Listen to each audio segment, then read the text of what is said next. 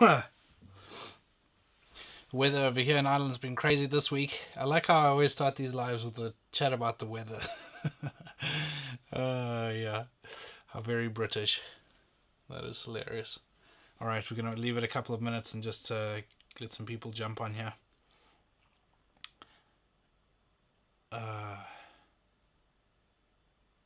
Yeah, that's funny. Alright, got some people joining in here. Welcome to our weekly workshop live here, guys. Going to be talking about van conversions, off-grid power. I got a replacement one of these guys. Two of these guys, actually. I've got one on my battery in my camper van. It's an active balancer for a BMS. And yeah, the manufacturer sent me some replacements this week. So that's good. So yeah, gonna give it a minute, see who jumps on here. I've started using those like timer things so that people can set a reminder on TikTok for when we have the live, so that people can be reminded and join when they want to. But I had one guy message me. He's like, it's gonna be like 5 o'clock in the morning in Sydney, so I don't know if I'm gonna be joining. So yeah, I guess that's pretty early. But then I was trying to figure out, I was like, is there actually a time that would suit most places? And there pretty much is not. So I think most of our audience on this channel is American anyway. So it kind of makes sense to try and do it at a time that suits the majority of the audience. Alright, so I just started there. I was saying, got a new one of these guys this week. So this is a Deligreen Active Balancer. So spoke about this a couple of weeks ago in our last live here, and we had a bit of a fail with two of them not working at all. Sent them back to the manufacturer and they sent replacements over here. And so I put one of them in my camper and it seems to be doing what it's supposed to. It's balancing the cells pretty well. So that's been positive, because I just have, like most of these BMSs that you have on lithium iron phosphate batteries and campers, they're just passive balancers. So they'll just balance when certain thresholds are met when you're charging or discharging the battery in your camper. So having an active balancer will help with that. But yeah, it's definitely made a difference on the cells in my camper, having that in so far. So I'm just about to do some tests here. I've got this battery top balance and I'm going to be setting it up with a new BMS so that I can run some tests to see how it actually performs, whether you have an active balancer or a passive balancer, and see what the capacity tests come out at, because there's quite a lot of talk on various forums just in terms of whether it actually makes a difference to your batteries and whether it's better to have an active balancer or not on lithium iron phosphate batteries. So some guys reckon that it makes no difference at all, and that it's actually not a good thing. And so some people have done tests, but a lot of guys that I would consider sort of pros or really experienced gurus on the subject swear by them, and they'll always have a passive balancer that'll handle your low voltage disconnect and kind of those thresholds. But then also guys that will do that, they'll then also have an active balancer to actually balance your cells, because that is quite important if you want your battery to last long and your cells to last long, that sort of thing. But yeah, we're also running that giveaway over on our Instagram as well. So I've been posting about that here, which is still running. The link's in our bio here on TikTok if anyone wants to jump in on that. It's a really good prize, I think. It's like $150 worth, so it's pretty good. It's a great company, Victron. They're probably one of the most popular, kind of considered one of the better companies in this market, doing sort of off-grid power and van conversions and stuff like that. So yeah, if anyone wants to jump in on that, then the link's in the bio here on TikTok. So yeah, go jump in on that. And let's see, I've recently started using these crimp connectors for most of my van sort of stuff, and they have built-in heat shrink. Never used them before. I've always used the traditional ones that just have the plastic insulation, and I actually really like these crimp connectors for this sort of stuff, just because it's nice. It gives, like, if you look there, it's a really solid chunk there. It just kind of holds that cable in. So even if you have a connection that's not 100%, just adds a bit more to the connection, which is really nice, and it's way more efficient as well than using, like, cutting heat shrink to then put over these connectors. So like these, I haven't actually heated them up yet. I'm making some stuff up to install this BMS on this battery, and then some cables to have this active balancer connect to that battery as well. So I'm going to be running some tests side by side on that battery to just determine if having the active balancer actually has, if the battery then has more capacity out of it.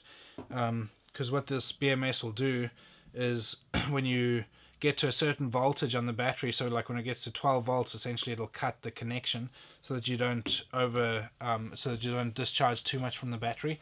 And so it's kind of a safety net that they build into these BMSs to help you to not destroy batteries in your van. Because you hear people talk about destroying the battery, or you hear them say stuff like, oh yeah, I left it all winter and didn't have it plugged into power or anything like that, and the battery is now completely flat. Is it dead now? And my response always is like, try and find a diplomatic way to say, yeah, that battery is toast. There's no coming back from that. If you've let your battery go flat like that, then yeah, it's done. Just chuck it in the bin, dispose of it, and buy a new one. And so that's why when you're spending the money that you do on lithium iron phosphate, why you want a good BMS that has those safety mechanisms built in, because you don't want to be flattening that battery. And although lithium iron phosphate is more forgiving than lead acid, so you're talking about like lithium iron phosphate, there's been various tests that have been done, but they reckon that you incrementally decrease the capacity of the battery every time you discharge it below the recommended threshold. So if you discharge your battery below like 12 volts, just say, then you may decrease the capacity of the battery by 30%, for example. Whereas if you take lead acid, for example, if you discharge lead acid below, I think it's 11 volts or 11.5 volts, something like that, depends on the battery really, but for the most part, if you discharge it below that, then it's like 50% of its capacity is gone. And when you consider that lead acid, you could only have like 50% of usable capacity already, that means that you have like 25% remaining on that battery. So it's really not a good idea to discharge them that much. So yeah. But then another fun thing I haven't announced it yet, I haven't even put a video on here on TikTok about it, but we bought a new van last week, which is a project van for Offgrid van life. We're going to be converting that over the next few months really, just to, not sure exactly what we're going to do with it yet, whether we'll rent it out or what we'll do with it, but we'll have loads of updates coming up on this channel about that. So it's a little Nissan, I forget what model it is.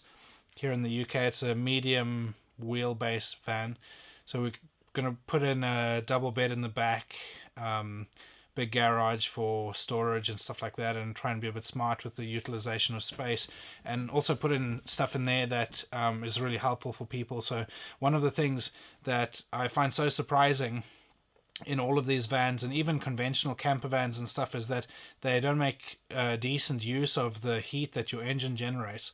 So you have all of these camper vans and these big names like Euromobile and Hymer and all these sort of Pilot, all these big camper van makes, and you have this engine that generates so much heat.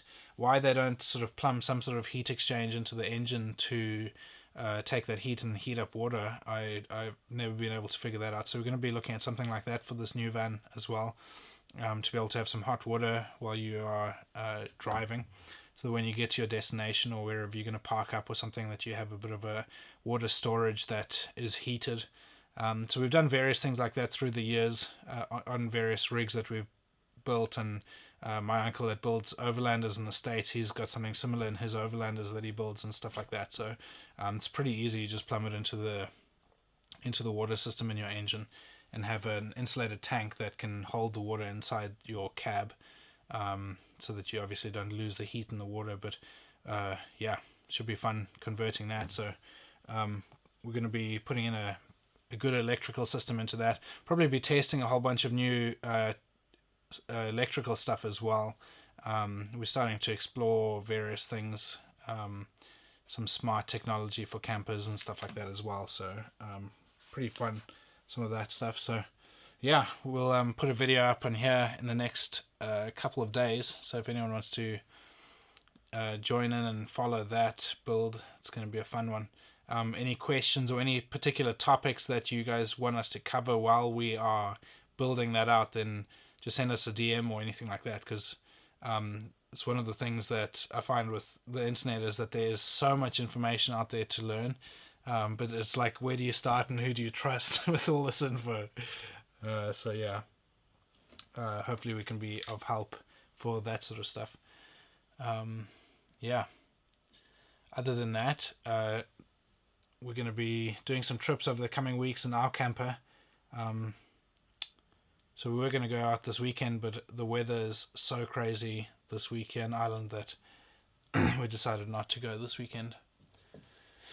Will we be using solar on the van build? Yeah, definitely. So solar is an interesting one here in the UK, and especially this like sort of far north in the northern hemisphere, is just in that for quite a few months in winter, solar is really ineffective. So pretty much from, I'd say, mid-October to probably mid-February, solar is really not that effective in the UK, and especially this far north. So like here in Northern Ireland, we're so far north, in the middle of winter, the sun's going so flat across the sky that solar is just really not that effective. So having said that, I think it's crazy not to sort of max out your capacity on solar on a van, just because solar is one of the cheapest ways of getting electricity in a van. So you can buy like a really good MPPT solar charge controller for a couple of $100, and solar panels themselves are really affordable. So like I recently put I think they were 180 watt panels onto my camper. I just expanded it and just maxed out the charge controller, and those two solar panels I think cost something like $110 each or something like that. So for probably $500 you could pretty much put like 500 or 600 watts of solar plus an MPPT charger onto your system. So it's definitely worth it, especially for the summer months. Like right now, if we were to go out now, we pretty much wouldn't need an electrical hookup at all. We could do it entirely just based on solar, because it's so effective from that point of view right now, just because the sun's way higher in the sky. But yeah, I would definitely put solar on any van build, especially like when you consider how much you're spending in general on a van build, just in materials and on the van and stuff like that. To spend an extra $500 or another $750 or whatever just on putting decent solar on, to me it's a no-brainer. And it's the same token for just drawing power off the engine and off the alternator as well. I'd say that to me that's a no-brainer as well. I would probably categorize it in, for the UK especially, probably categorize it in importance would be power off the engine, then solar, and then it would be like an electrical hookup or something in case you are ever in a campsite or somewhere where you do have the ability to plug it into a wall.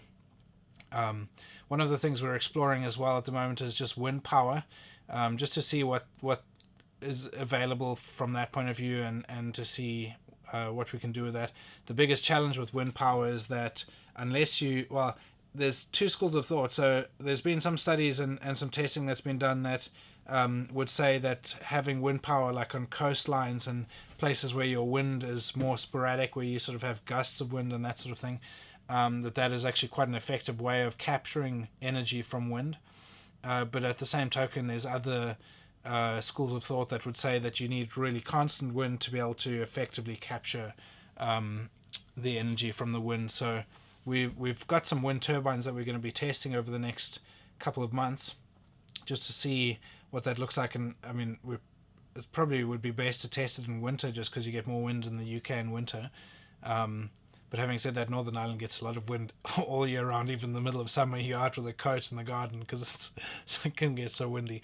But yeah, so we're going to be testing that. But the challenge with wind is that, generally speaking, you need to be fairly high up to be able to really have effective wind. So you're talking about probably like a minimum of 3 meters or so, and the higher up you go, the better your wind is.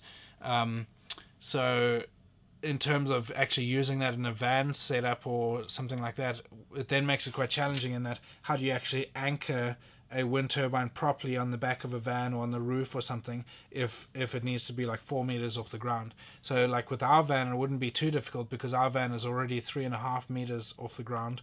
So what's that, like 10 foot off or tall.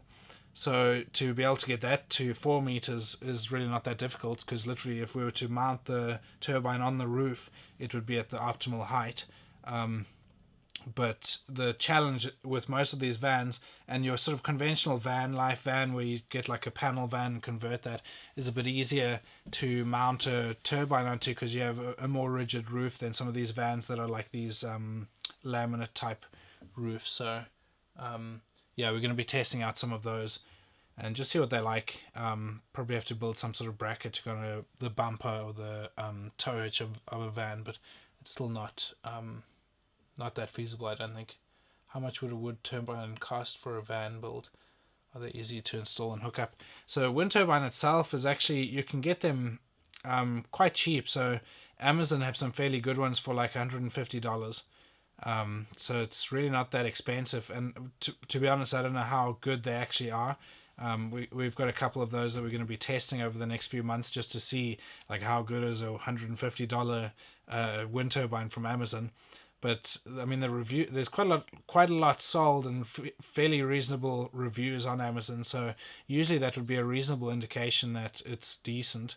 But we're not 100% sure exactly how good they are. In terms of installing it, they are pretty basic. So the challenge is just anchoring it, just from a fabrication point of view, because it'll come with stands generally or some way of anchoring it. But that is always going to be probably the most challenging part of the actual installation of a wind turbine, is how do you actually anchor it. So if you're going to anchor it on a building, where you are on a van where you're trying to put it on the roof or something like that, then it becomes a bit more of a challenge, because then you have to figure out how you're going to bolt it so that if it does get a strong gust of wind, that it doesn't actually rip it off and trash your roof and all that sort of stuff. So yeah, the mounting and the anchoring of a wind turbine would be the challenging part. The actual connecting it up to charge your batteries is the simple bit, because it'll literally have like 2 terminals coming out of the turbine, just a positive and a negative, and that'll just go into some sort of charge controller. Generally they'll have a charge controller with the wind turbine.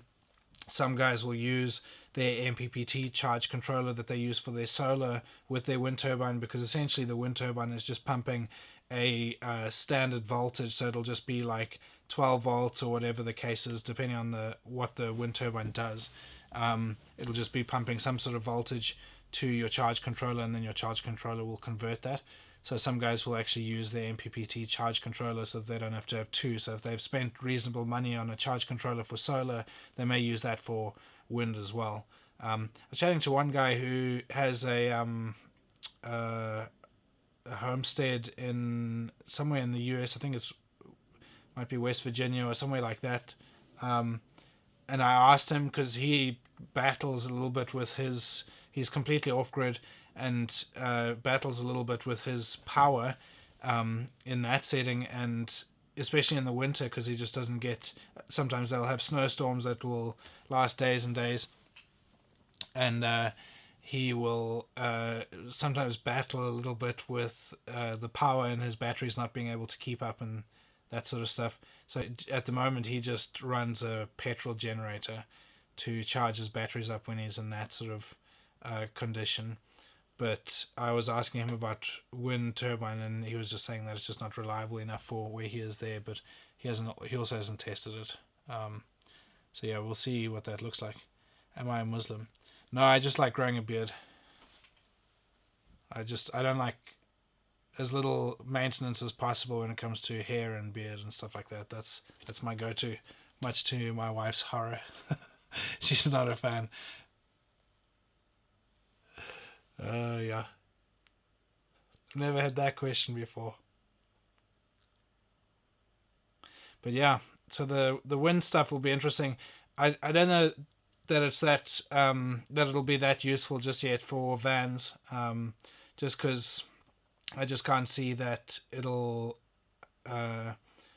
like it's just not that practical. It's also quite it's not that inconspicuous as well. At least with solar, you can have your panels just flat on your roof, which is not the most efficient way of having your solar panels mounted. But at least you can have them flat on the roof, and they just keep working. You don't even have to worry about them. You just drive whatever.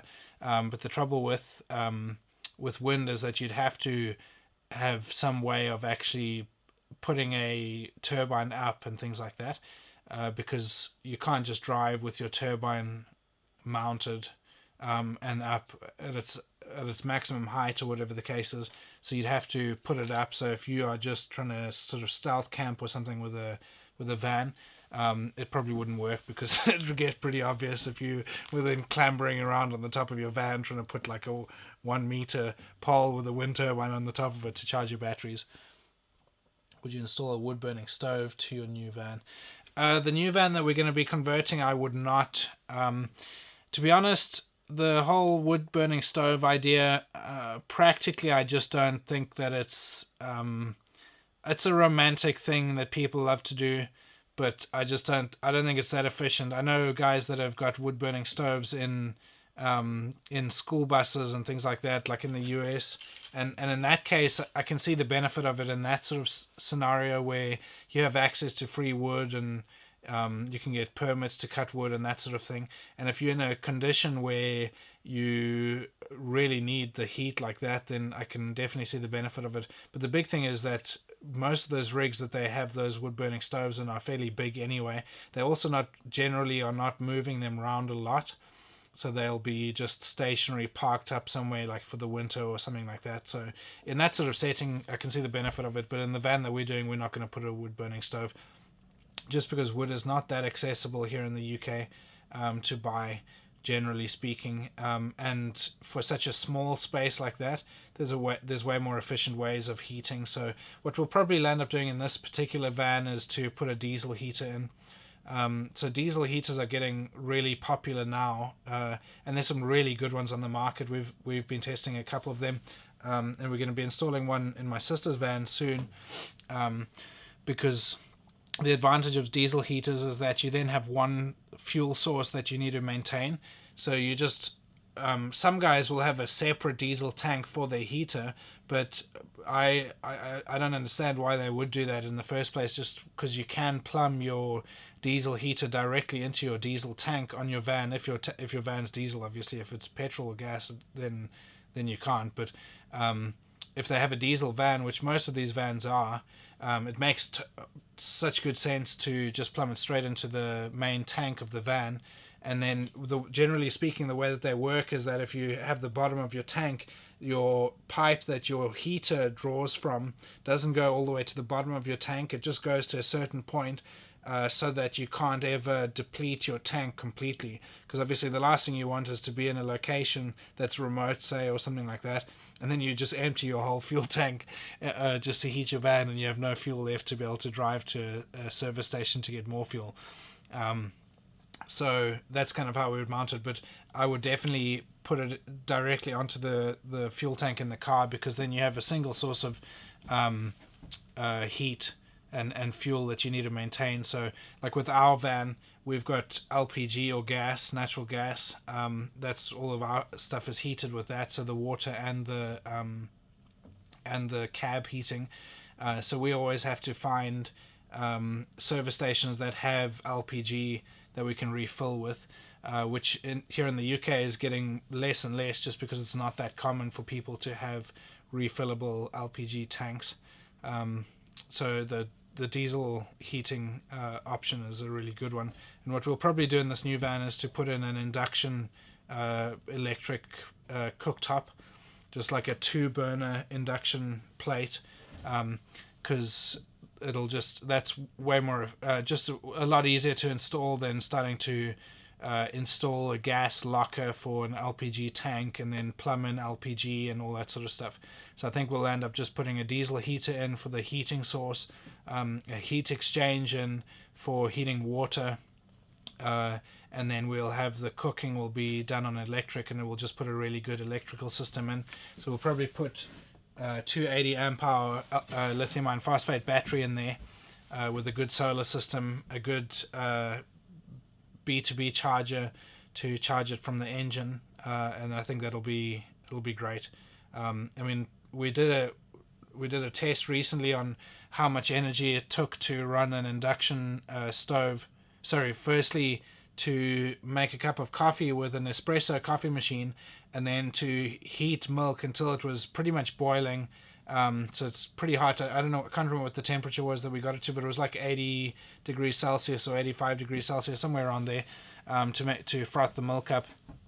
And it used a tiny amount of the battery capacity. I think it was like something like 3 amp hours or something like that out of a 280 amp hour battery. So I was quite impressed at how efficient induction hobs were, and the Nespresso machine. And so this van that we're building won't put an espresso machine in there, but it just gives you an indication of what's possible in terms of cooking. So yeah, and I mean the thing is, with most of these vans, you kind of just change the way that you eat slightly in terms of what you cook and things like that. So you're just going for stuff that's a bit easier, sort of those one pan wonders type meals, stuff that's a bit easier, so you can get away with induction and those sort of heating sources for cooking food and stuff. So yeah, I'm pretty excited to get into building the van out. We've tentatively called the project Delilah, mainly just because that's what our 4-year-old was going to call our little puppy that we got at the start of the year, and I just like the name. I think it kind of suits for a van, so might do a vote for that on social media and just see. But it's tentatively called Delilah at the moment, so yeah. Cool. I think we're going to call it there. Just gone over 20 minutes here, so yeah, thanks guys for the questions and the chat. This has been good. We're going to keep doing this, so we're going to be tying up with my dad and the family in the next few weeks. So we'll probably do a big live when we do that, and loads of content around the van build that we're going to be starting over the coming weeks, and more tests on batteries and things like that. So yeah, thanks everyone for tuning in to our workshop live this week, and we'll be back next week, and of course videos on YouTube every Sunday. So yeah, thanks everyone for tuning in, and we'll see you in the next one. Cheers.